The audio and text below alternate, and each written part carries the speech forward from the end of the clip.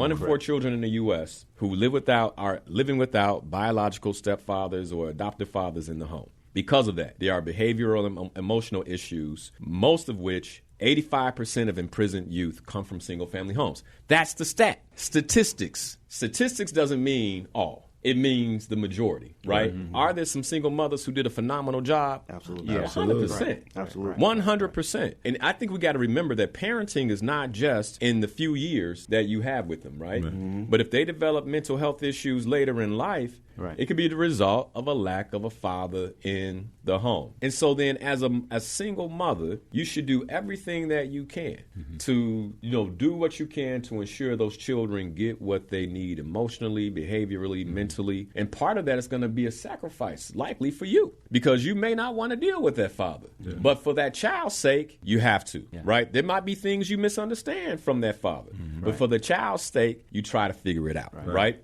That's part of the reason for the show.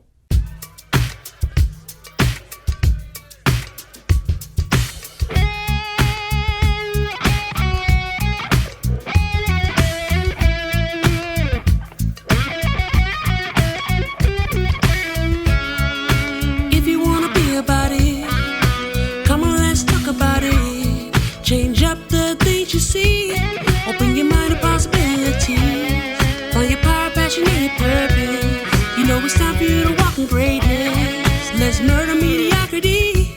Slay your goals, live out your dreams. Right now. Inspiration and perspective. Open your mind to a better life. It's time to live your dream. Your purpose now. Inspiration and perspective. Let's slay your goals.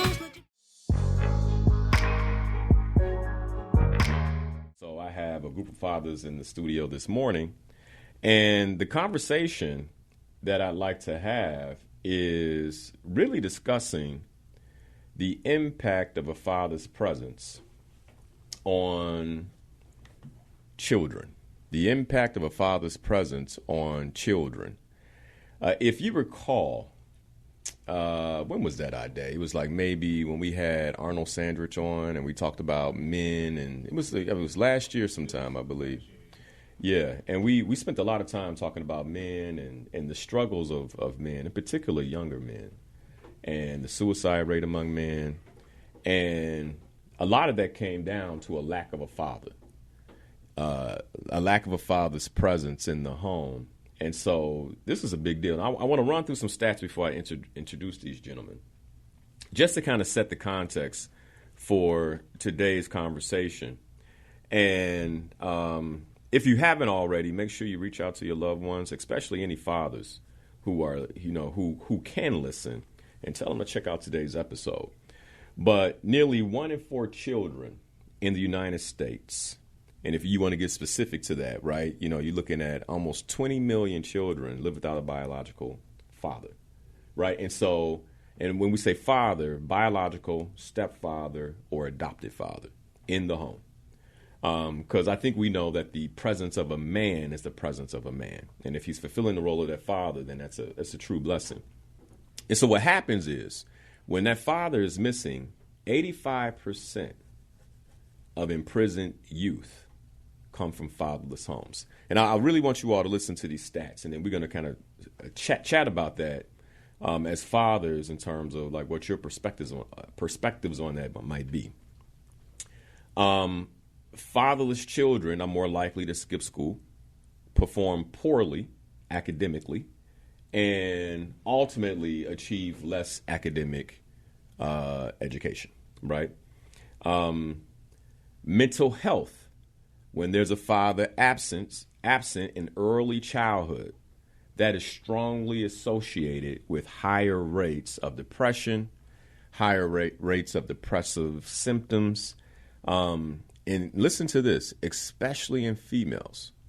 So if, let's say, a baby girl doesn't have a father's presence while she's, that 1 to 3 stage, then what happens is during adolescence, she's more susceptible to depression, just from the presence. Fatherless families are 4 times more likely to live in poverty, And fatherless children are more likely to become teenage parents and face sexual health risk. That's not all of it, but I think that's enough to start a conversation, right? And so I got 3 fathers in the studio with me this morning. I'd like to first have you all introduce yourselves. And what I'm excited about is all of you all father both sexes. And so you are the father of, in the case of 3 of us, a boy and a girl. And then we have, I called him in text messages, our OG in the house, Andre, who's the father of 5. Right. And so, so he's got lots of experience that we can learn from this morning. And so excited about that. Matter of fact, why don't we start with you? Since you're the OG in the room, father of 5, Andre Lodre Jr., just share a little bit about you, a little bit about your family. Yeah, first of all, thanks for having me. Yeah, absolutely. Pleasure to be here. Love what you've been doing over the years. So for me, I'm a father of 5. Been married for about 20 years. And I have my own nonprofit, 4 Point Play. We've been doing that for the past 12 or 13 years. I've been working in the nonprofit sector for almost a good 18, 19 years or so. Love giving back to the community. That's a big part of who I am. Definitely a man of faith. God is first in my life. So I make sure I try to stay focused, stay within the word and the will of him, and do the things I need to do for my family. One of the things that I definitely lean on a lot is, scripture that says if a man's not taking care of home, he's worse than an infidel. So I want to make sure I'm taking care of my family first so I can make sure I'm faithful to God. So, yeah. Love that, man. Love it. Thanks for being here, bro. Appreciate it, yeah. All right, and then we'll just go around, man. Dave Whitfield, how you feeling this morning, brother? Oh, I'm feeling good. I'm great. Actually, thank you for this opportunity to contribute to this conversation. Dave Whitfield, co-owner of One Day Enrichment, which is a homeschooling drop-off. And my wife and I, we started that with homeschooling our own children. And doing that, we wanted to expose, our experience to others and give them that opportunity as well. And One Day Enrichment is a place where, we could share their love and teach the children and have fun with STEM and things of that nature. And with me, my family, we've been married. My wife and I have been married about 22 years. That's nice. So we got marriage expertise in the room too. Andre, how long you been married? 20. Yeah. 20 years, 22 years. 22 years. All right, man. Yeah. Last that we kind of like the young one. Right. I'm definitely the young one. Yeah. That's awesome, Dave. Thank you. Looking forward to hearing more from you. Laz Gooseby. Yes, Laz Gooseby, father of a 10-year-old and a 9-month-old baby girl. So I'm definitely going to get some experience from the OGs over here. Kids are a little older, so I can kind of figure out what I have coming up with my 2. Been married 2 years.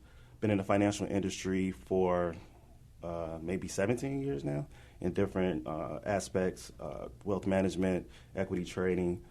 Also am on a board of a charter school here in the city of Chicago. So I actually get to see on the west side. So I get to see a lot of those issues that come up with children that might not necessarily have a male figure in the house. And kind of we have those conversations in the board meetings about different behavior aspects of what we can do, how can we get more male figures into the school to kind of just show them a different light. So I'm definitely glad to contribute to the conversation. Thanks for inviting me, Linnell. Yeah, of course. Got me up super early on the Sunday. Had you out all day yesterday? Super early on the Sunday. So, but it's all good. I love it. It's always for a good cause. Yeah. Absolutely. I mean, I want to start with this question first, and that is, like, what does being a father mean to you? You guys can speak when moved, but what does being a father mean to you? I'll start. Okay. To me, it's more like being a leader, and I know we were talking about basketball. It's like being the coach of the family, right, or the point guard of the family, where you're kind of trying to make sure everybody's moving in the right direction, kind of following your lead and you have to be a strong leader so that your children can kind of look at you and want to follow your lead. So I will say this. Now, having a girl in the last 9 months has kind of changed that aspect, right? Because you definitely, at least for me, I was definitely tougher on my son. And now it's like she can do no wrong in my eyes. So trying to figure out that balance, though, right? Because they still need that balance as well. But she's 9 months. She get it from her mother. Tell her mother to handle it. But so yeah, having a baby girl in the household now has definitely changed some things, and I'm figuring it out on the go and learning as I go with that part. Love it. Yeah, it is a little more difficult. So my daughter is 2. She'll be 3 in August. I noticed right away. Because same thing. So just so the listeners know, Laz is my brother-in-law, and so his son is my nephew. And his son and my son spend a lot of time together. And it's easy to go hard on them. Hey, man, what you doing? Sit down. Whatever. Whatever it is. Right. It's stand up. Both of y'all stand right here. Look at me. Listen, look at my eyes. It's just a whole different conversation. Whereas with my daughter, I notice, and I think this is why balance in the home is so important. We'll get to that in a little bit when we hear from you guys. But I just noticed I don't have that same fire. Right? She could look at Daddy. I'm like, all right, come here. So, yeah, it's a little different, man. And that's where I see my wife, say, nah, I'm going to pick this up and leave off where he left, So, Dave, what about you, man? What does it mean for you to be a father?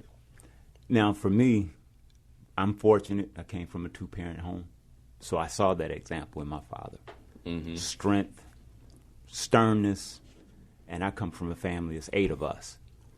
so I have 2 children, daughter and a son. So showing that I'm just trying to follow in his footsteps.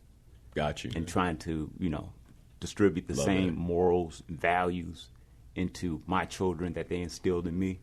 Mm-hmm. And I'm old school.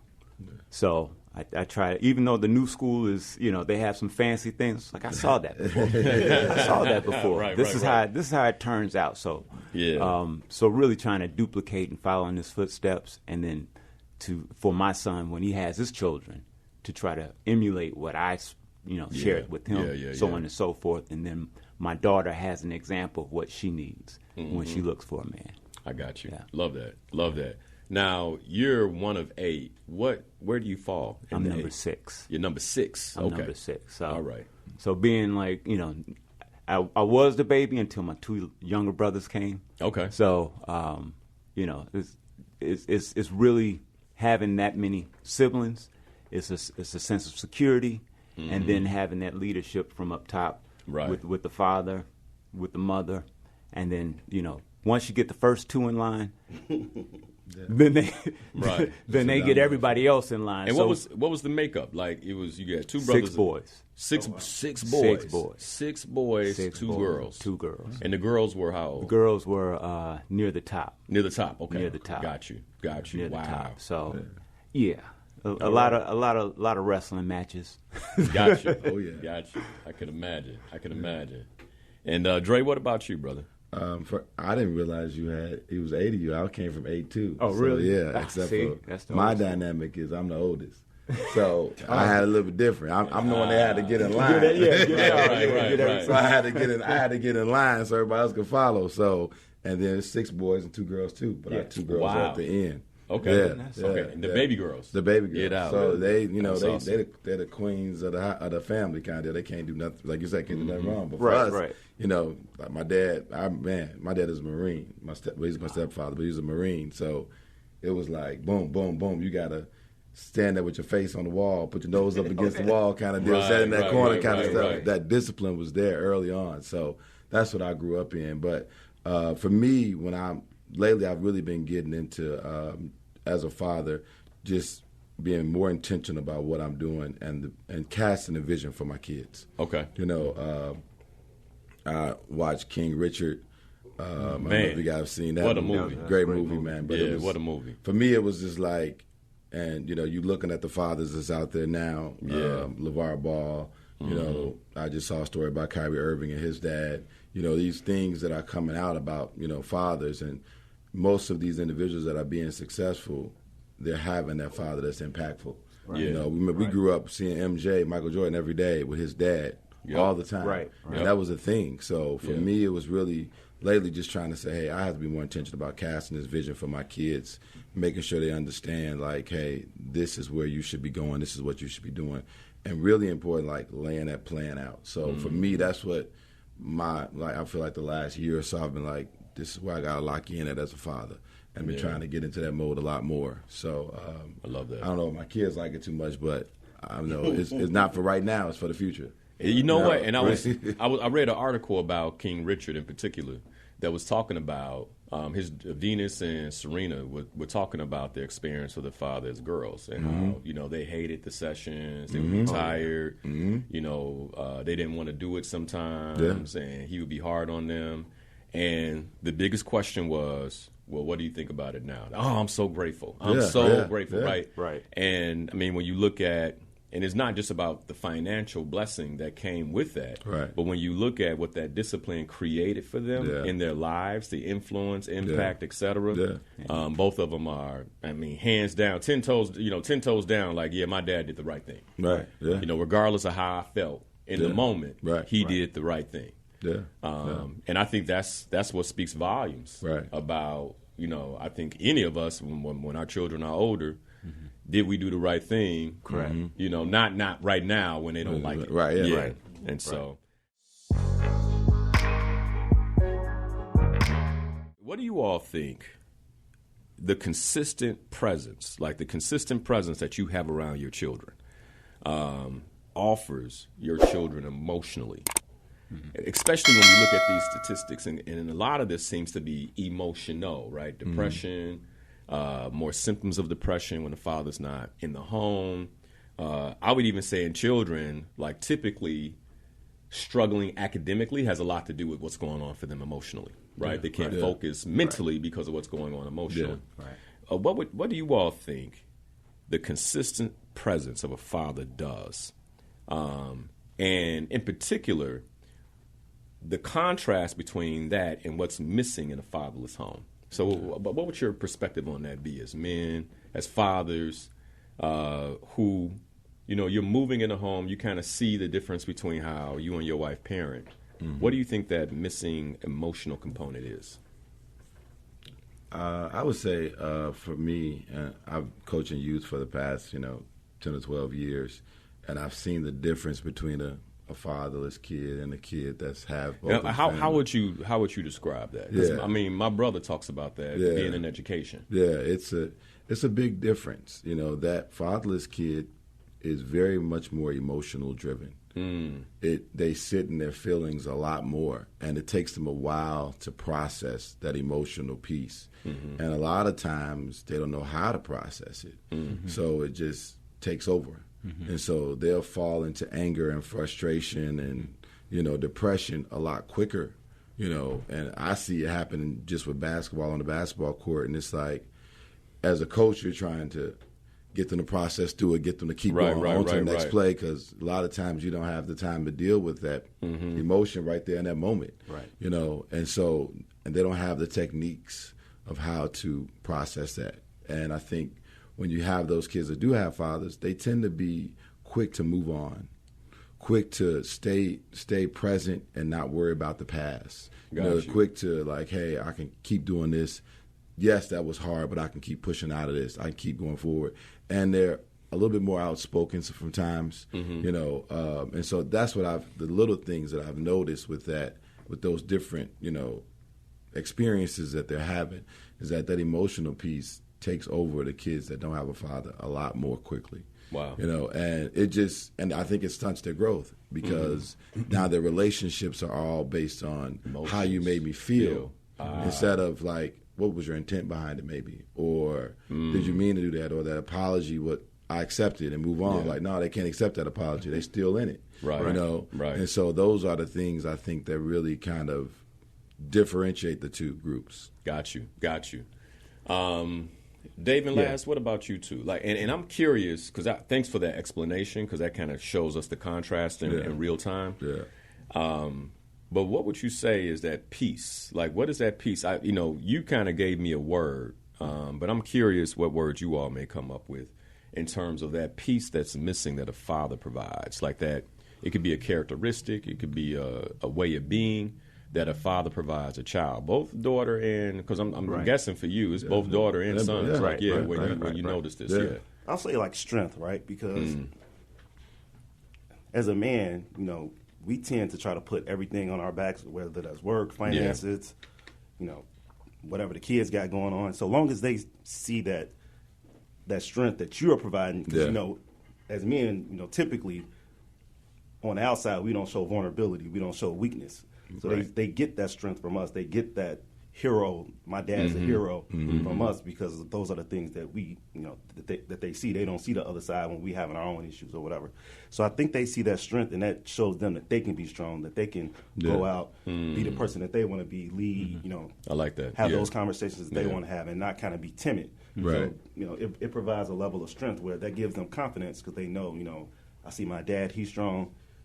He speaks up and he does those things, so that gives them the kind of confidence to be able to do those same things. So I would say strength. Yeah, I'll piggyback off that with security. Security. Right. Okay, strength and security. Okay. Just knowing that your father's going to be there. Yeah. Right. It's that stability, and gives them that confidence themselves. Right. And to sort of piggyback off of what, you know, Dre was talking about, you know, just overall the emotional. And I was talking to my son, when you're frustrated about something, don't get emotional. Yeah. You know, let's not get into the feelings. Let's try to figure it out. Right. You know, let's start logically. Why didn't it work? Let's start backtracking into how we can start figuring things out. So put the emotions aside. Let's look at the problem. And it's mathematics, right? So mathematics, you're going through steps to figure things out. And then you can sort of back into things. So, and that's generally when you have a problem. It's not getting emotional first. It's saying, okay, step back. Why did I have the problem? When did it start? What contributed to the problem? So start thinking about things logically, and just, you know, because right now these kids, as you know, son, daughter, they're emotional, they're in their feelings. Things don't work out as they want, or they want to do something real quick to get on to, you know, playing around and things of that nature. No, let's think about things, and let's go through the proper steps to make sure that it's done. Correct. So. Let me just piggyback off of something. Yep. Especially with like sports, right? When you see your kids and they playing sports or whatever the case may be, and they lose a game and they're super emotional about it. You know, mom's job is to kind of, okay, it's okay, baby, I got you. And dad's job is to be like, look, this is why y'all lost that game, right? And like literally go through and make them understand. And like we're not going to be upset about it. You know, like my wife wouldn't understand why I would not let my son keep like trophies that wasn't really earned, and I'd be like. That's, to me, that's just showing a participation. Right. Like, man, throw that away. Soon as the game's over, they take their picture. He just handed it to me because he already knows. Y'all didn't win. Yeah, we're not going to do that. Right. His team, his basketball team this year won first place, went undefeated. Earned that. You guys can go out. They went out to celebrate at Sky Zone or something like that. Y'all earned that. Go ahead. You know, so, but and I think that's something that the mommies be like, oh, my baby, it's okay. At least you played. Right. Dad be like, whoa. Right. You wasn't paying attention at all. Right. So here's what I'm listening to you all, and I've taken a few because I want to get this down to like the qualities, right? Here are the things that, because I have a broad audience, and I know there's some single mothers missing who probably have a bit of a pit in their stomach right now. Like, man, because I can't provide that, right? As much as I try. Right. And one of the things I would suggest is there a man that can be in their life? And here's some of the things that I heard from you all that they should be looking for in that man, right?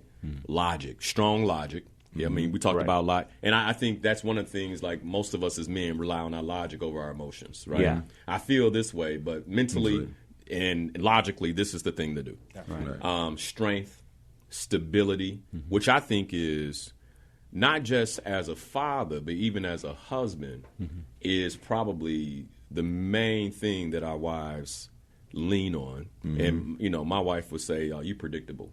And I'm like, in the day I become unpredictable, it's gonna scare the hell out of you, right? You know what I'm saying? Like, it's a problem, right? You want me to be that predictable pillar that you can lean on, that it's like, okay, he gonna have his oatmeal at 8, and whatever it may be.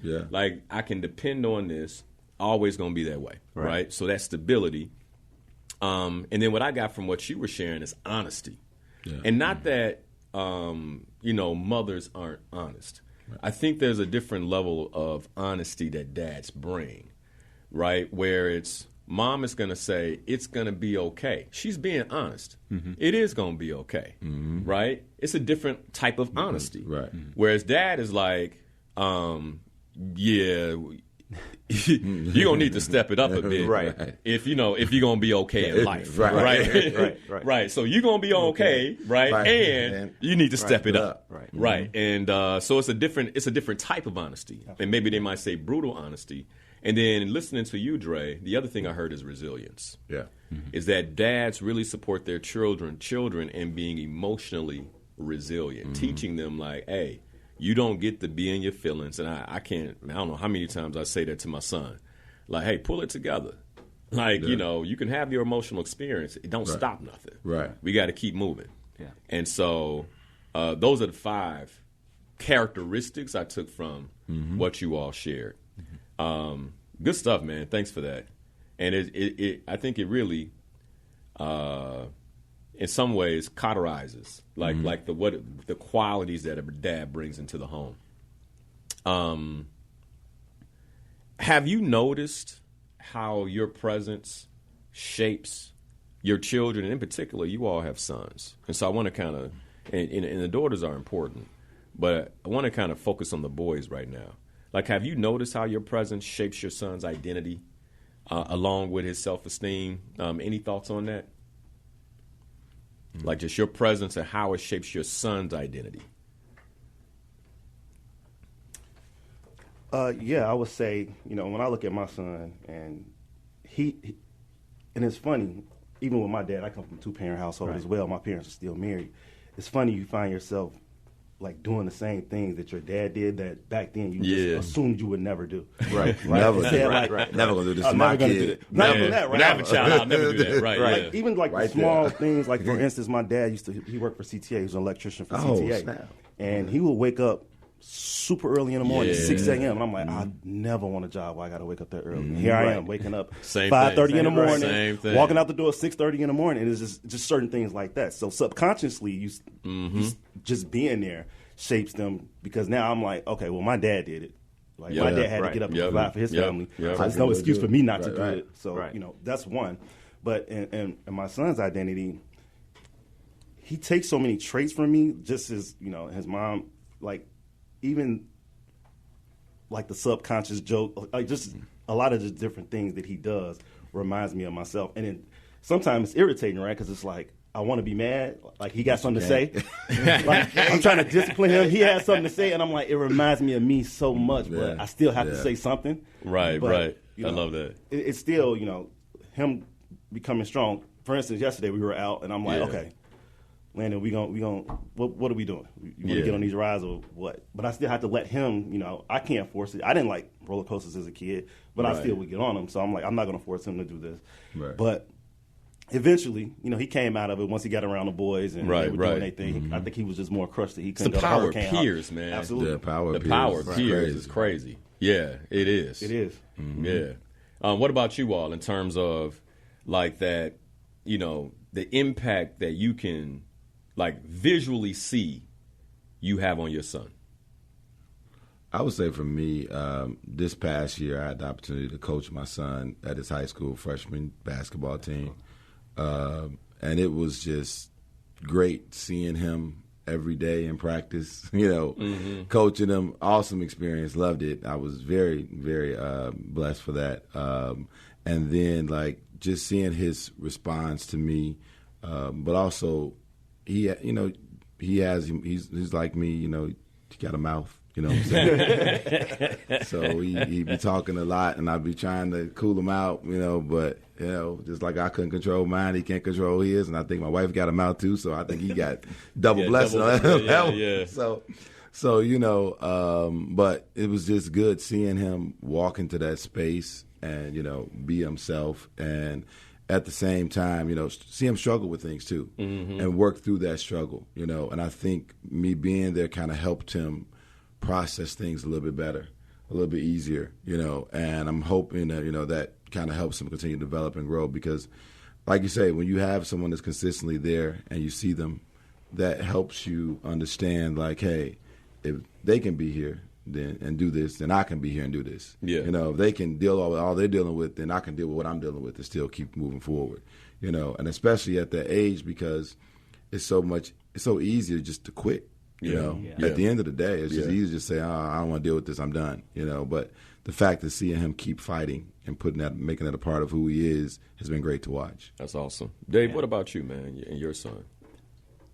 With my son, I would probably say it's sort of reciprocal, right? So I'm learning from him as well. No doubt. And watching him as well as my daughter makes me try to be my best self. Mm-hmm. But then, I put him in karate. He liked it. And then, something happened where the coach had to leave or retired. So then we tried swimming. He wasn't too thrilled about it. And I was like, you know what? I need to introduce him to basketball because that's what I love. Right. But the thing with me, I'd never had like formal training or anything like that. And I was like, man, I can get him into a program. And that's when I sort of found Dre. And, he sort of fell in love with it. Yeah. And then I also work on computers and things of that nature, data science. And so I do a little bit of that. And so found him. Mm-hmm. And going that route as well. So I was like, okay, because he liked video games, right? So I'm like, okay, you know what? I'm happy that you like video games, but you like it too much. All of them, right. I don't even got to ask them, right. So I'm like, okay, all right. It's cool that you like to consume video games. How about creating one? Be the producer of it. Yeah, come up with the storylines and things of that nature. So I got him involved into an e-sport. So they starts to learn Unreal Engine and things like that. And so he's learning video game how to create that. And I'm saying, you know what? Unreal Engine is also used in Hollywood. Mm-hmm. Why don't you try to learn how to, not just video games, but Hollywood. Try to learn the entire spectrum. Right. Oh, that's nice. So love that. So I think it's for me to try to get the best out of my children, pull it out, have them be, the best that they. So I push them. Got you. So we got about 10 minutes or so till we got to go to the break. But what I'm trying to do in the show is break down the questions based on these stats, right? What we just covered was identity, presence, and emotional development. And I'm hoping that listeners, like as they listen to you, are understanding why children who have a father present, like they have a different sense of identity. Yeah. They have a different sense of presence, and their emotional development is more well-rounded because of the presence of their father, because of the presence and the impact of their father. First question I have for you in terms of that is, like, how do you all approach discipline and boundaries in the home? And why do you believe a father's approach matters here? So speak when moved, but I'll start that off. It's funny because two-parent household again, but my father never spanked me. That was my mom's job. Mm-hmm. Oh, wow. Okay. And when I would get in trouble and he was home first, he'd be like, "Wait till your mama gets boy." So I'm totally different. Right. Okay. I typically don't want to, I try to use other methods. Give me the game, give me the phone. Yeah. Go to your room, different things like that. Take something away from them that they love, that they value.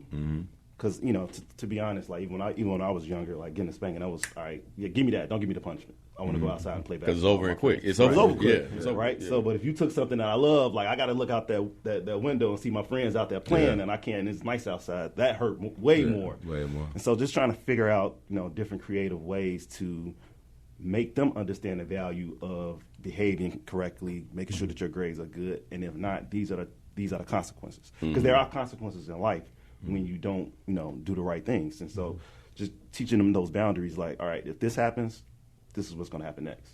If your grades are bad, this is what's going to happen next. If you're disrespectful, talking back, this is what's going to happen, right? And figuring out those different things that they love, that actually the things that matter to them, where it's like, okay, I don't want to do that again, right? Right. Got you. Look, I made my children write the 10 Commandments like 100 times. Hey, yeah. That's effective. Yeah. You know what? Not the 10 Commandments, but the writing exercises. And that's the reason, right? Yeah, the more you write it, it's sort of ingrained. It's ingrained in the subconscious mind. Yeah. What's another one? Proverbs 6 with the 7 things God hate. Write that multiple times. Write that multiple times. Yeah. Certain things like that. But I've also me something to go with. But they get tired. You know what I'm saying? I don't care. Yeah, keep writing. Keep writing. Yeah. Right. I'm tired of your behavior. Look, then I said write it in print and then in cursive. Ooh. Mm-hmm. Right, because the art of cursive is lost. Everyone's typing. Right. And then there's another one. And I told my son, because we bought him a basketball rim in the backyard, and he keeps shooting, and it bounced over to the other yard. And unfortunately, the other yard has 2 rock walls. Mm-hmm.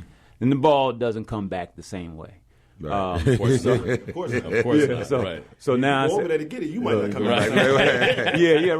right. So I was like, okay, we're gonna do some military exercises. Mm-hmm. And he was like, okay, we're gonna do them. I said, you're gonna wait. I'm gonna surprise you. Mm-hmm. And then we're gonna do some nice military exercises. I gotta sort of figure it out. And he's probably listening. Yeah. But it's gonna be nice and good. We're gonna make sure those muscles are nice and sore. But discipline, multiple chores and things of that nature. And how old is your son? He's 15. 15. Yeah. Okay. 15. Yeah. And your boys? 15. 15. Okay. Yeah. 15. Okay. Yeah. Got it. Yeah. What about you, Dre? Yeah, man, it's a struggle, man. Me and my wife we come from different backgrounds, so I'm used to spankings. So I want to give out spankings. My wife like, no, you ain't hitting my baby. So I've been, I've spanked them before. It works, it doesn't work. My son, he's a habitual line crosser, so it's consistently pushing our buttons, and he gets it honestly. I know I am. I don't know. My wife, I'm not going to put out on her like that. Maybe she not. I know I am. Let's just say that. Right. He get crossing the line from you. Right. But it's interesting because I feel like, you get to that point with them. With my son, we've got to that point where it's like, ain't nothing working. You've exhausted, phone, video game, TV, electronics, going outside with your friends. And now because he's 15 and, it's just like, ain't nothing phasing it. So it's like, okay, what we going to do to get to you kind of deal. And, I've been trying to give love more, support more, because I feel like something else may be going on, So I'm trying to figure that out now. But we've tried pretty much everything. And it's interesting because on the flip side of that, my daughters are just like, I don't have to do that much to get them to do stuff. Like, I just say, I'm going to get my belt. And they run. Right. And I never go get my belt. So it's just like, it's just the thought that I'm going to get it, or I may go get it. That's the end of it, right? Right. So it's like it's a different makeup for them because I feel like they're much more easy to kind of like, I need to do what my parents say do. My son is like, some of that probably is the Oedipus complex where they feel like, hey, I need to kill my dad to, be the man kind of deal. Right. He's 15 now. 15. Is something similar happened for you, Dave? Yeah, I mean, but the key thing is that they hate talking to me.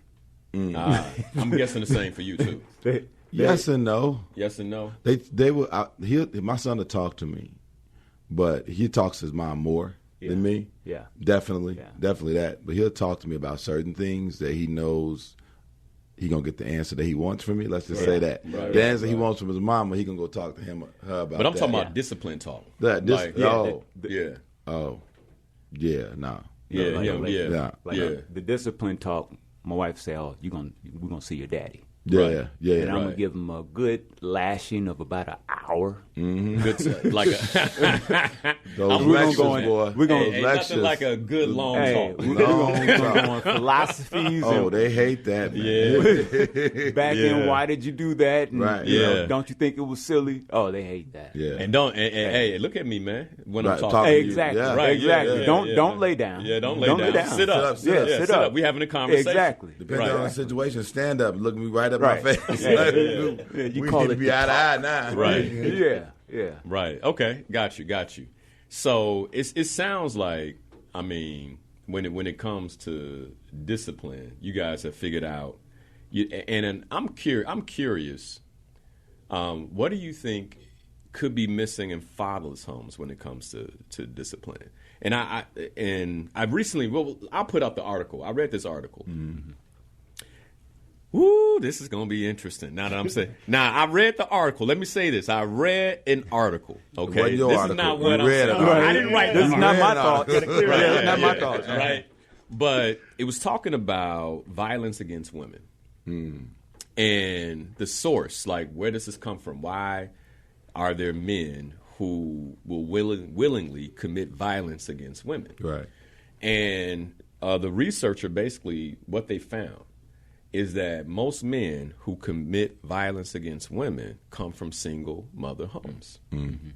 And part of this violence, it comes from the abuse they receive from their mothers. Mm-hmm. And so there's almost like a flip-flop. Now that I'm a man and I'm powerful, right. the same abuse that I received from my mother, I now perpetrate onto women. Yeah. Right.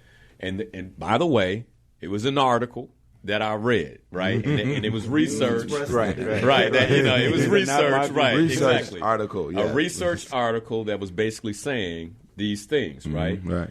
And I do believe that there comes a point where a boy needs that discipline from his father. Like, even if it's physical, it should come from me. Yeah. Where it's like, look, man, and it comes with love, right? Look, here's why this is happening. I'm with you, man. I can see my son kind of be like, oh, man, we about to talk, aren't we? Mm-hmm. Oh, yeah.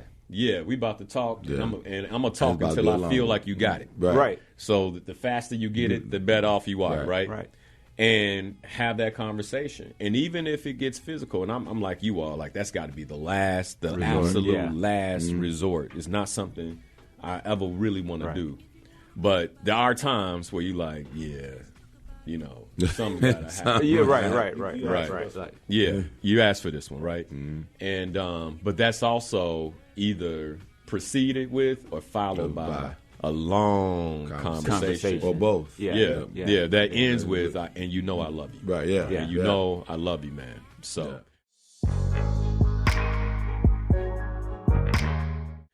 Here's a question from this brother Clarence.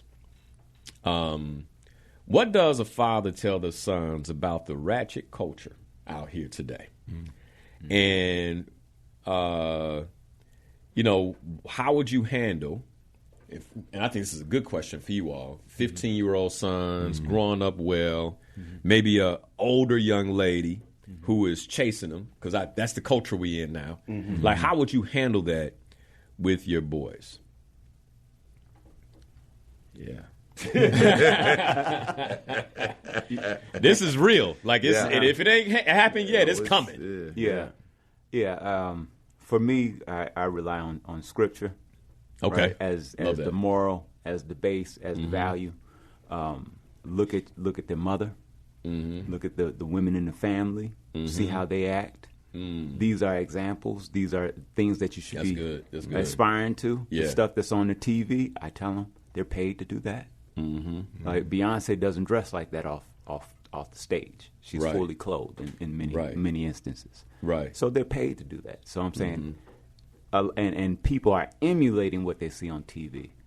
You don't want to be a follower. Mm-hmm. Right. You want to look at what you see and what we're depicting, and is that a lady that you would see in the Scripture? What was that? The Proverbs 31. Yeah, Proverbs 31 woman. Yeah. Correct. Right. Yeah. Virtuous woman. Is that? Right. Is that man honorable? Is he going to protect you? Mm-hmm. You have to look at all those things. That was good. And I think the Bible gives a basis for it. Yeah, that's good stuff. Yeah. Anything different from that, Dre?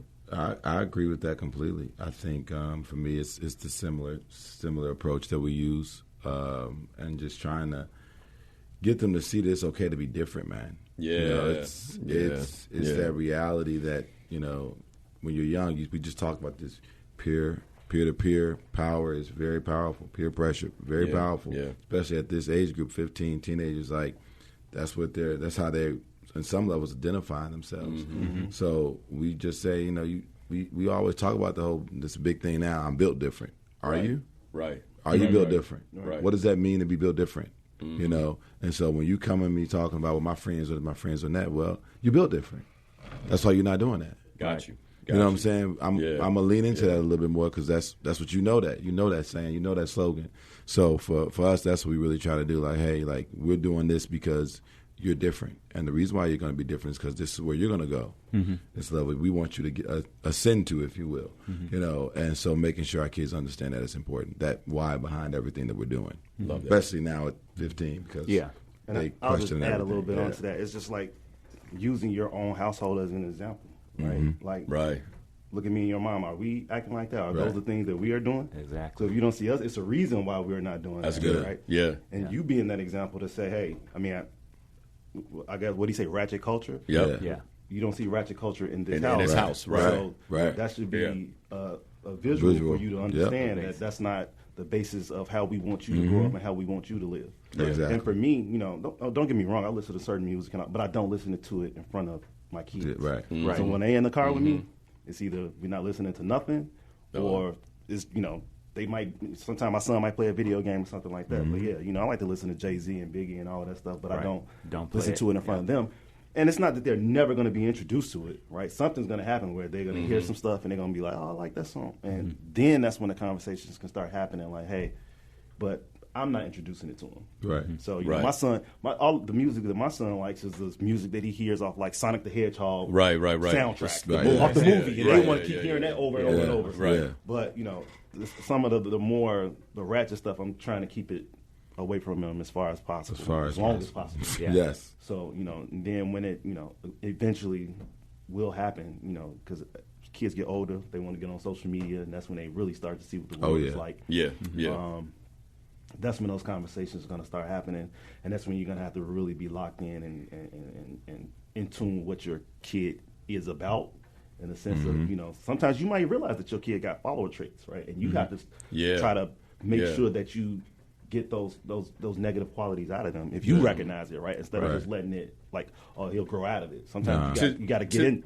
To that point, one of the things my wife and I have done is we've declared our children leaders. Mm-hmm. Oh, yeah. And so you're a leader, man. Yeah. Like you're like, so this following thing is not even who you are. No. And we just kind of declare that into his life off top. I want to go back to something else you were saying in terms of, well, really, Dave, you hit on this.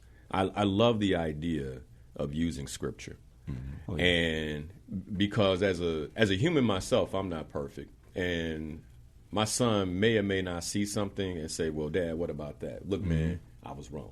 Right. But the scripture says this, and God's law is that. Right. And that's what we follow. That's what we follow. And so in our household, a lot of conversations I have with my son, especially if he's like, well, why? Man, God's law. Right. God's law says this. And so we align with God's law. Right. Dad, why is that? Why they not doing it? Well, they don't follow God's law. Right. And you can look at them and see they're not in a blessed situation like you are. Right? You're in a blessed situation. They don't appear to be in a blessed situation. Right. And so that's why we follow God's law, to receive his blessings and to have his protection and blessings on our lives, right? Yes. So a lot of times it clicks for him, and it's like, okay, then I'm willing to be different, for that, for that, right? For the blessings. So for the blessings, right? For the blessings. For the blessings. It's a grounding and a centering. 100%. And that's where I always go to. If I'm off centered, I'm like, okay, let me read something to make sure I'm not too far off, right? And another point that now that we speaking about scripture and blessings, I think another issue is a lot of people are just not in church. Like for me, that was, my mom grew up in church, right. Yeah. And so even when you were doing wrong, you still had that moral compass to understand, like, I know I'm, And I think that that's just a part that's missing, because these kids, they know that they're doing wrong, but they don't have that moral compass to kind of bring themselves back to center. Mm-hmm. And so, we hear a lot about, I'm not religious, I'm spiritual, and that's whatever you do is what you do. Right. I'm just speaking on a standpoint of like why we are seeing some of the things that we're seeing out here now. Agreed. Yeah. Because we don't have that moral compass where kids grew up in church where they feel like they don't feel convicted about anything that they're doing. Right. Because they don't even understand from a spiritual standpoint The impact. How it's the impact. damaging. Yeah. Exactly. Yep. Right. Yep. Linda, you're on the air. Yes. Now, I was the first person that called. I don't have a question, but I would like to make a statement. I hear the fathers on here, and and it's all good and well. But the influence of this show, I think, is where you're getting at is that a home with a father in it is better than a home without a father or a mother in it. And to me, it is a slap in the face and a kick in the behind for every responsible mother, single responsible mother and responsible father that has raised their children on their own. Now, I raised 2 kids on my own. I didn't have a biological family. Linda, but wait a minute. Those kids that come up in fatherless homes are not flawed. You don't get to tell me, wait a minute. Hold on now. I'm sorry. Let's have a I'm conversation. sorry. Because I took your statement, even Okay. though I said I wasn't taking statements. Okay? Now, here's what I have to say about that.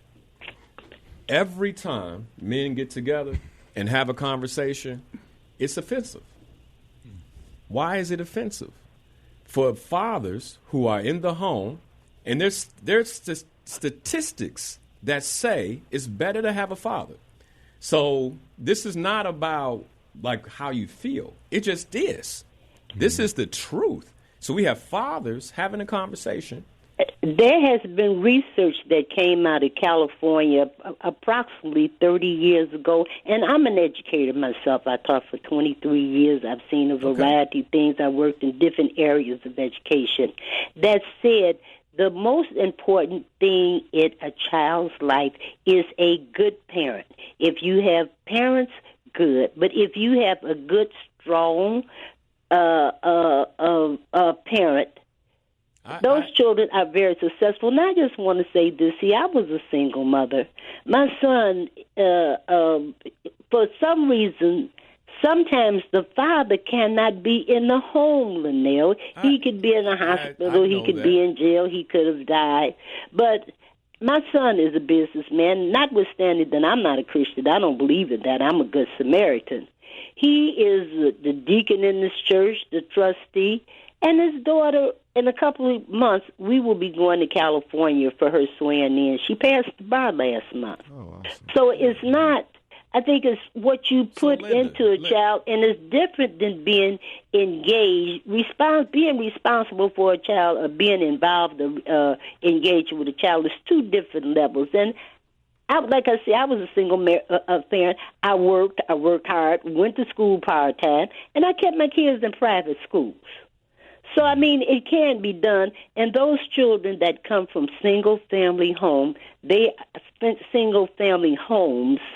are not flawed in any shape, form, or fashion. And I would like to conclude by saying this. As an educator, I have seen children with homes, 2-parent homes, and that family, some of those families have been in total chaos. I can agree with that. All right, and I'm just going to leave it there. I'm going to leave it there.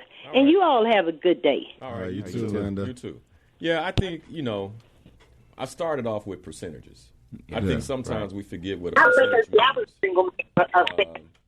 I think we forget what a percentage means, right? It's not everybody. Not everybody. It's a high percentage. Right. Linda, congratulations. You did a phenomenal job. Yeah. Right. You pushed. And you beat made the it happen. statistics. For whatever reason, you were a single mother. Like that's not up for conversation.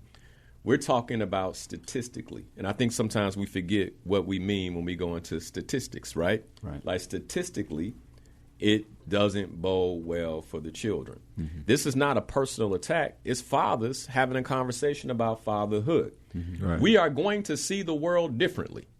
Mm-hmm. That's why it's important, I believe, to have a father in the home to bring that balance. Right. And I'm unapologetic about that. And so I want to put that out there because I know, sometimes, and we even said it, There's going to be some single mothers with a pit in their stomach Right. around some of the things that we say. Right. And in the real world, and I tell my son this all the time, life is not fair. Right. Right? Right. And so this whole idea, well, it's not fair.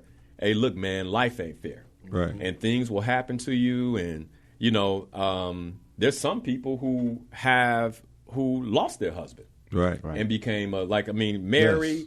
father passed away, Yes. the children were Yes. young, Yes. for whatever reason, did everything the right way. Yeah. Correct. Life is not fair, Fair, right. So then how do we make sure still that there is some male figure, especially for those boys, to keep them on the right path? But let's get into mental health, man. So we saw the stats, and just in case we have any new listeners, I just want to do a real quick run through the stats again. Statistics doesn't mean all; it means the majority, right? Mm-hmm. Are there some single mothers who did a phenomenal job? Absolutely. Yeah, Absolutely. 100%. Absolutely. 100%. Are there some single mothers who did everything they could, and even despite that, because there was no man, there were some issues, mental health issues, whatever, with their children. And here's the thing, not just, and I think we got to remember that parenting is not just in the few years that you have with them, right? Mm-hmm. But if they develop mental health issues later in life, like that could be the result of something. And it says it here in the research. Right. It could be the result of a lack of a father in the home. 1 in 4 children in the U.S. who are living without biological stepfathers or adoptive fathers in the home. Mm-hmm. Because of that, there are behavioral and emotional issues, most of which 85% of imprisoned youth come from single-family homes. That's the stat. Right. Like, that's the stat. Now, are there people who have overcome that? 100%. Mm-hmm. However, we can see heavily that our prison system is made up of young people who were in fatherless homes, 85% of them, all right? Academic challenges follow when there's no father. Mental health challenges follow when there's no father. Crime and delinquency follow when there's no father. Mm-hmm. Poverty is typically the impact 4 times more likely to be in poverty if there's no father. Right. And teen pregnancy and sexual health issues and sexual abuse issues happen on a larger scale when there's no father. Now, let me say this. I'm a God-fearing man, mm-hmm. and I believe in the laws of the Creator.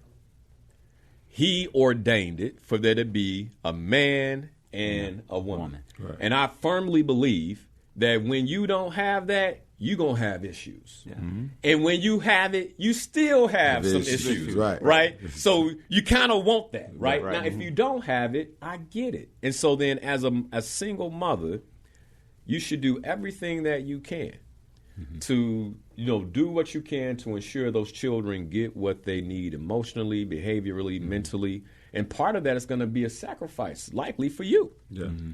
Because you may not want to deal with that father. Yeah. But for that child's sake, you have to, right? There might be things you misunderstand from that father. Mm-hmm. But for the child's sake, you try to figure it out, right? That's part of the reason for the show. So I wanted to put that out there contextually so we all get it. Ade, you can cut that later and put it out there in the reel. So, but this is, it is what it is. And I don't expect for women to always understand men when we talk. I don't expect for it to compute fully when we talk, right? Because it's coming from a completely different place. We're men. Yeah. And so, and it's okay for us to be misunderstood. It's okay for you not to get it. The idea is that you work to understand over time. One of the things that comes up for children is, who don't have a father in the home, is this feeling of abandonment. And so how do you all intentionally nurture your children? Like, focus on their inner world, their emotional health, their confidence, and their spiritual grounding. We heard some of that already, so we can move through this question fairly quickly since we only got 30 minutes left. But is there anything that you feel that wasn't said that you would say to answer this question? I would say, for me, I had a unique experience growing up. I did have a stepfather, but my biological father wasn't there. And so I grew up with that sense of I saw what a man was supposed to do with my stepfather and the things he did and how he took care of our family. I saw that. But at the same time, I also knew that wasn't my father. Right. You know, at the end of the day, like, my DNA isn't tied to him, right? So as you get older, you realize, well, you don't understand because I ain't come from you. Right. You know, so you come up with that feeling of like, oh, I don't know who I am because the person that's supposed to be telling me who I am, my father, is not here, right? And I'm trying to figure this stuff out and grow that relationship with my stepfather, but also trying to find a relationship with my real father, you know? And so for me, it really was that sense of like that abandonment stuff, you know? So you really had to try to go through a lot of bumps in the road to figure out like what this is and how to work this life, not really knowing who you are. So for me, with my kids, it's like that's the number one goal, being there, you know, presence. Because I knew what it felt like growing up, missing out on that conversation I could have had with my dad about a big topic maybe it was in my life, or a small topic, whatever it was, you know. And so that's why I feel like, you know, being there is such a big piece of it. And even if it's not like you're doing a lot, you're working all the time, being there, they see that working. Yeah. They see you providing for your family. They see you protecting for your family. They see that, and that can be a part of their identity. Gotcha. And maybe the next generation, they build on that. Yep. Right, you know what 100%. I'm saying? So for me, that's really what I've kind of taken out of that space. So let me ask this question, and I think, you know, I'm happy the show went this direction because I think the sentiment of what Linda shared it's not just her. It's a feeling that often we run into. Right? Because when you look at parenting and family, in particular in the black community, but it's not just the black community. Right, it's not. But overwhelmingly, I think we struggle the most when it comes to family. There's some opportunity. What do you all think society gets wrong about the role of fathers? And I'm going to kick it off.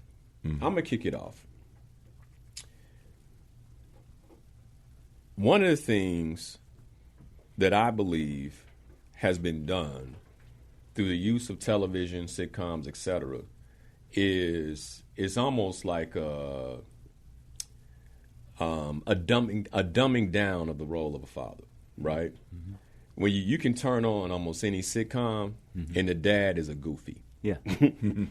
Right? He's the one that's getting it wrong all the time. In some ways, he's no different than the rest of the children. He's just another responsibility for the woman in the home. Right. And so a lot of times, like, the father is crafted almost like, well, not a big deal. Right. And we can see, based on the stats, that's just not true. Right. And I think we forget that Hollywood has an objective. Of course. Right? They have an objective. And when you flash over to like what real family looks like, there's a role that fathers play.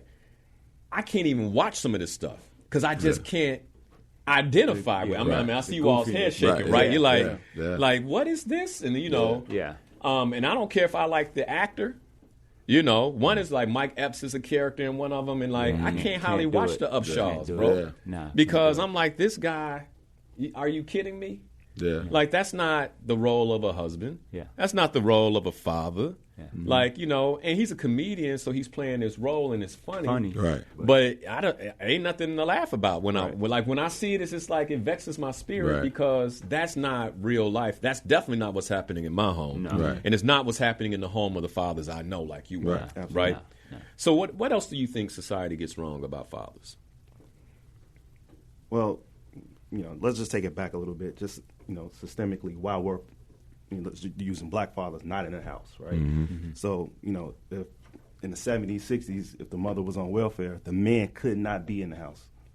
So a lot of fathers left for that reason. Then you hit the 80s, you get the drugs, crack era. You know, a lot of people got hooked on drugs. And when you say left, I'm more like weren't allowed. No, that's what I'm saying. They were not allowed to be in the house. Weren't allowed. If the mother was getting government assistance, right?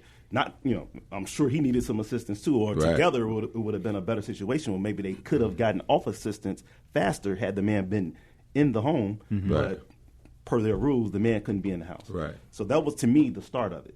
right? I just wanted to go back to that Yeah, point. yeah. and Like, kinda what's the give some root? history, give some roots of why this what's is the even, root? why Right. this is even happening. Right. And I also want to say, again, looking at what we have right now, a lot of the fathers that I know, that born in the 70s, 80s, 90s, they're taking care of their kids. Yeah. A lot of them are in the house, and if they're not in the house, they're still a father to their children. So At least the ones that I see. And There's I know. actually research that backs that Right. up. I saw that. Yeah. There's actually research that backs that up. And one of the overwhelming things, again, that is put out there via Hollywood, et cetera, is that the black father is MIA. Right. And according to the research, the black father is actually more involved in any other culture and the raising of their children. Yeah. And it's, again, when you kind of get out there, it's still like the missing black father. And it's just not statistically, right? I got to say that, right? Because I'm sure someone's like, well, that's not the case for me. Statistically, overwhelmingly, the black father is present in the family or in their children's lives. Yeah. Right. Yeah. Right. And I would say, too, just picking back on what you said, too, Linnell, like, we grew up watching Cosby, Fresh Prince of Bel-Air, Family Matters. Yeah. All of those fathers We're competent. were competent Yeah. and had a big role in their family structure. Right.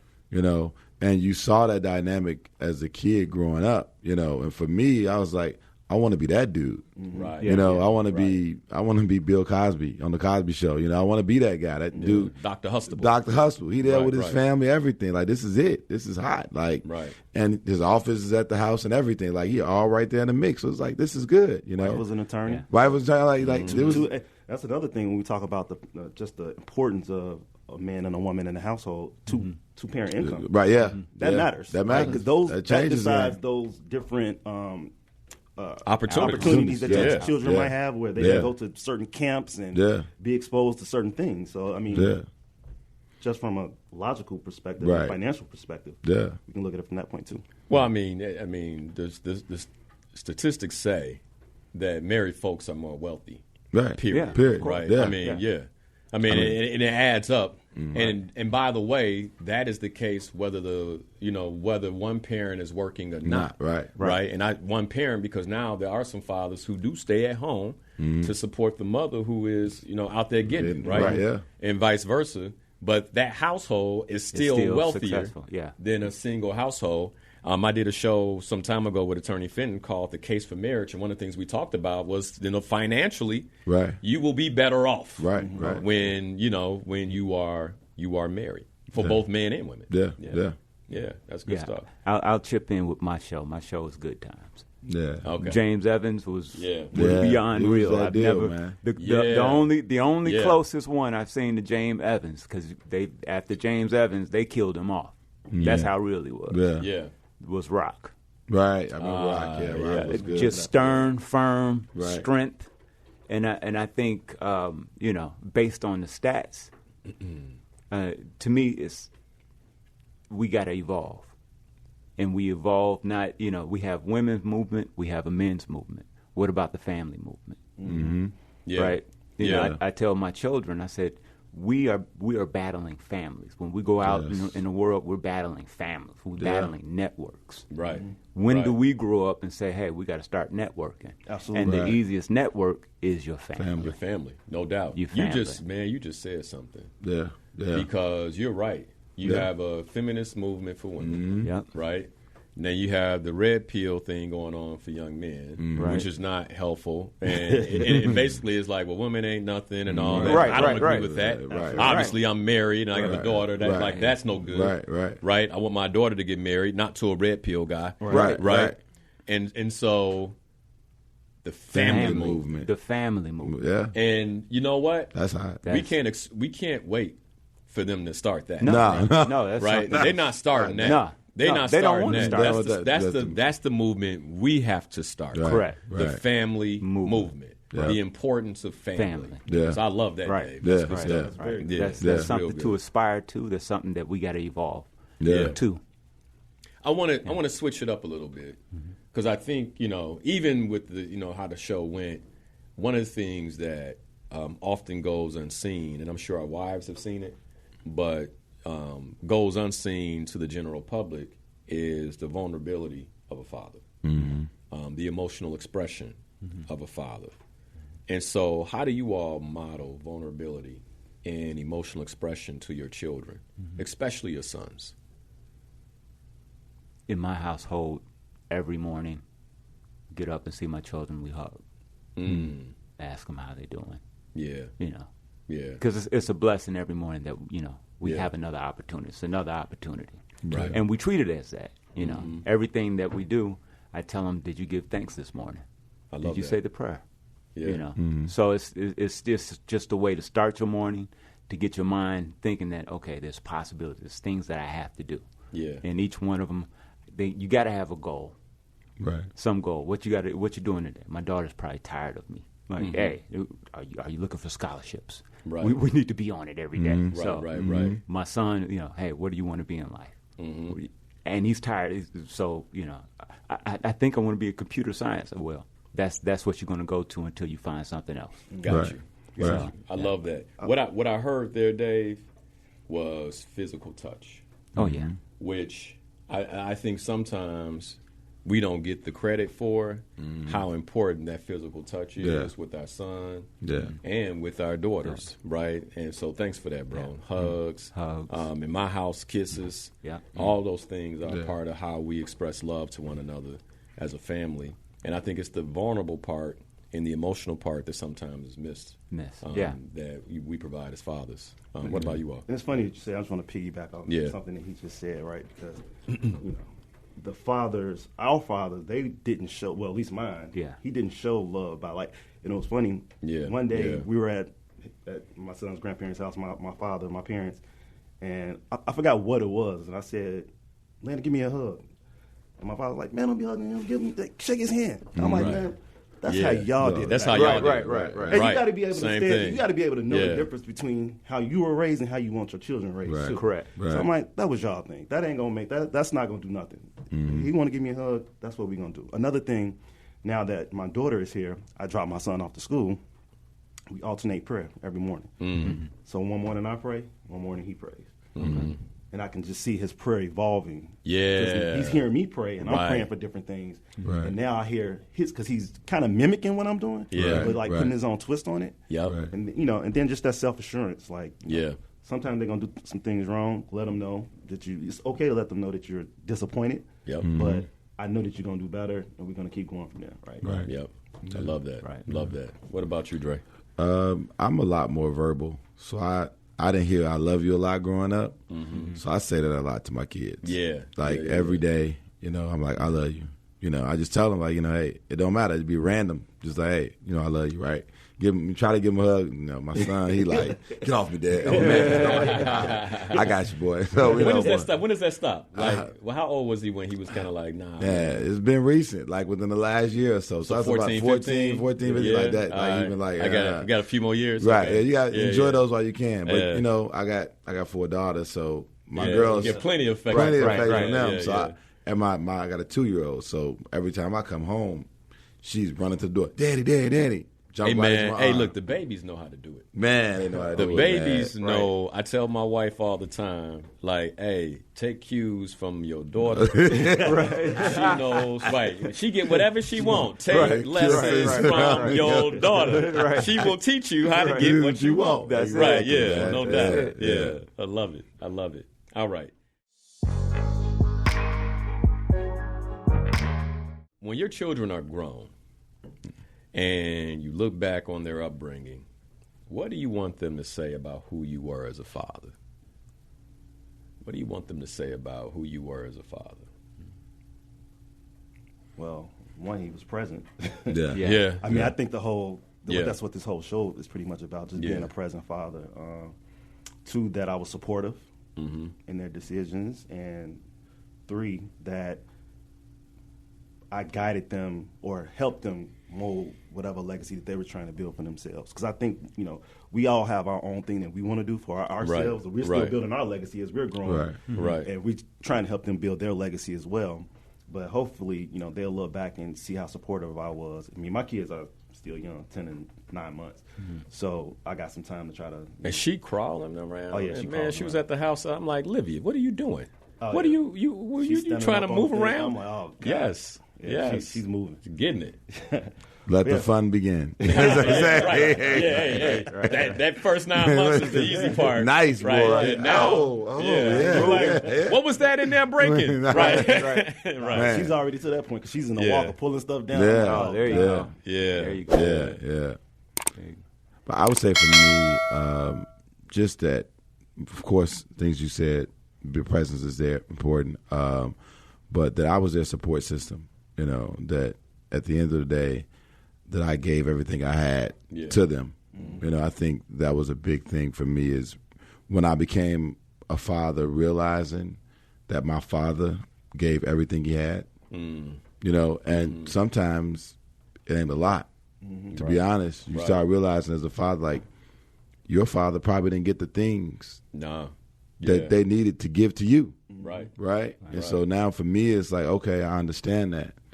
So I want to make sure my kid knows that when they get so like, hey, he gave me everything he had, and he left no stone unturned, this type of situation. And also just that I get better as a father. I think love is an action word, and it causes you to change. And I look at, we've been talking about the biblical stuff a lot. You look at God, he changed a lot for us. We don't realize that sometimes. They say he's consistently there, but he changed a lot for us. Absolutely. So for me as a father, I want to change for my kids. And I want them to see that change, Yeah. Got you. Dave, what about you, man? Yeah, actually, not too long ago, my daughter called me, and she attends a junior college. For all of her life, even through high school, she was homeschooled. So going to a junior college, really her first time out and about in the public. Right. And she called me and said, "Dad, I'm so glad you raised me the way you did." Meaning my wife and I, because she sees the moral value differences. And then she sees the focus on the studying. There's a gulf between her and everybody else, else. And I told her, I said, look, successful people are usually lonely. Yes. So as you man, that's a whole word. That's a word right there. But as you continue to be successful, you have to be stern and stand in it. You have to be comfortable in that skin. So. No, she gave me the best compliment. So I love it. So you already getting it. Oh man, you already that's my getting girl. it, man. That's the benefit of having an older daughter. Yeah. Exactly. Yeah, I know. For me, man, when I think about, I will be in a space where I feel good about the father I've been. If my children can say, "Dad, like you were consistent, you were present." You were active in our lives, and because of you, here's what I've been able to do. Right. Whatever that is. And as long as it's aligned with their purpose, and as long as it's aligned with who God wants them to be, I see parenting as a stewardship. Yes. And a privilege. And for me, it's just like, how can I be the best steward for you as you kind of go through this first 18 to 20 years of your life? How can I pour into you in a way that impacts the trajectory of everything else? Because after that, it's like you're making your own decisions. Right. And so how can I be that foundation point, emotionally, mentally, even physically? I love where you like, man, we're going to do some military workouts. Let's get the muscles right? He's gonna Even get it. physically for who you are in the way that I experienced it. Yeah. And, my father wasn't perfect. He has his flaws. But a good portion of the man that I am today is because of those, a lot of things we talked about. Absolutely. That he instilled in me that impacted my life in that way. That's important, like what you just said. When you our parents had flaws too. They were raised certain ways. They were just coming out of Jim Crow, so they had their own issues. Right. And they're raising us in a certain type of way. So just knowing how your parents loved you, right? Like like you said, like my father wasn't a big "I love you" guy. The way he showed love was same thing. Yeah. Once he was able to get to a certain level of success, he just bought you whatever you want. Right. That was his way of showing you I got you. Yeah. Right. And, you know, just understanding, you know, once you become a teenager or a little bit older, you know, and now, especially now that I'm, you know, 41, I can look back and be like, oh, okay, this is why he was doing those things. And Right. Yeah. This is how he shows love, and, you know, Right. so. There's some fathers listening who might be disconnected from their children, and maybe even unsure if their presence makes a difference. What message would you give to those fathers? Get connected. Get connected. Get connected. Yeah. I think that, again, you know, being in these charter schools and kind of seeing some of the children that's there, I look at it from a standpoint. Part of it is a selfish standpoint too, right? Because I look at my son. Your sons are 15. My son is 10. He'll be 11. These kids are going to be in the same world with these other children, then as adults, and that's potentially a person that can bring harm to your child. You know, if they lead a life astray.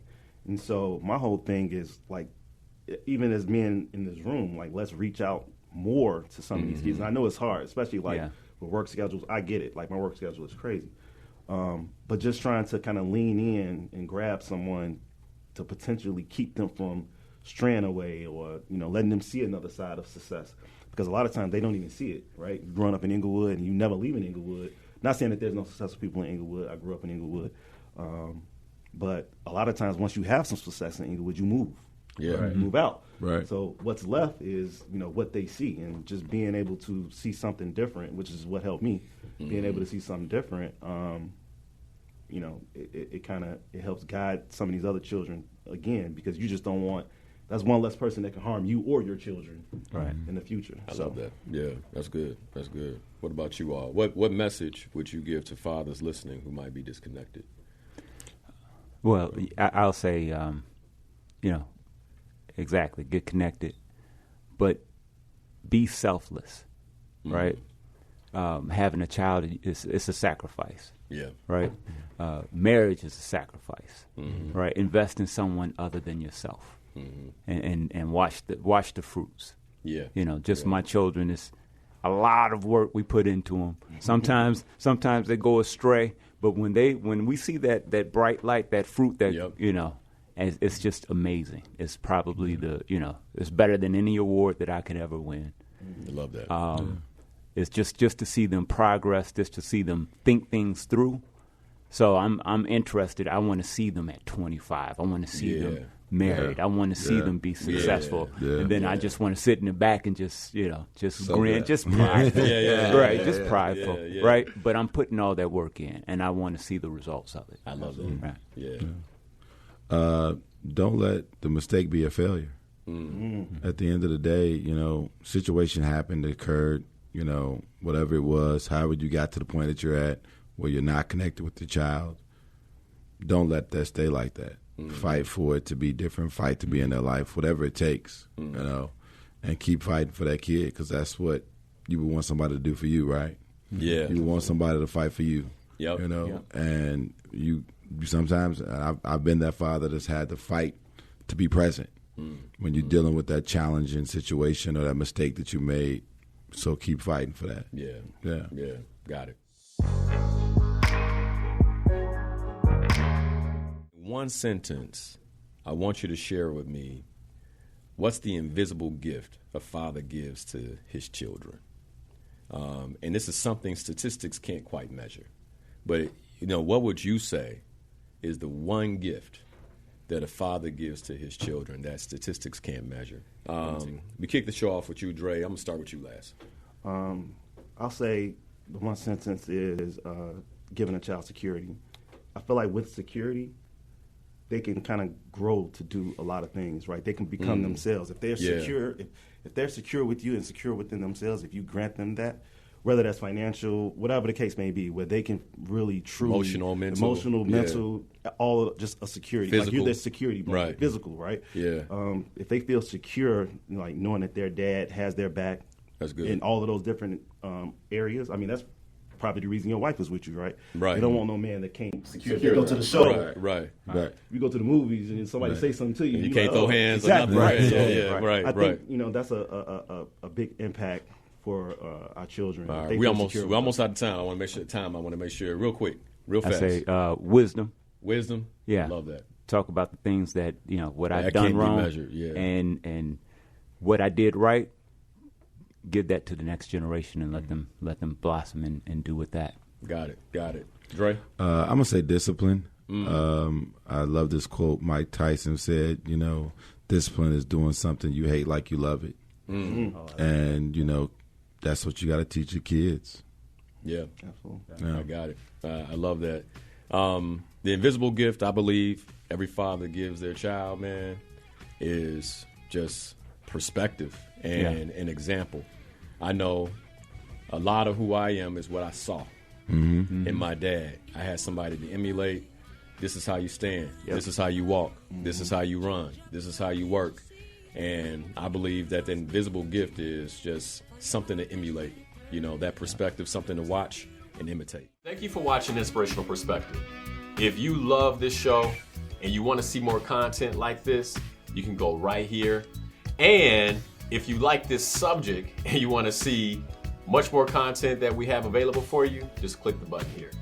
As always, thanks for watching. Be sure to watch the show live, 7 a.m. every Sunday morning on WVON Radio, or you can catch it right here on YouTube or Facebook.com/Coach Liddell Harris. Be sure to hit that like button. If you haven't already, be sure to subscribe so we can get more content just like this to you.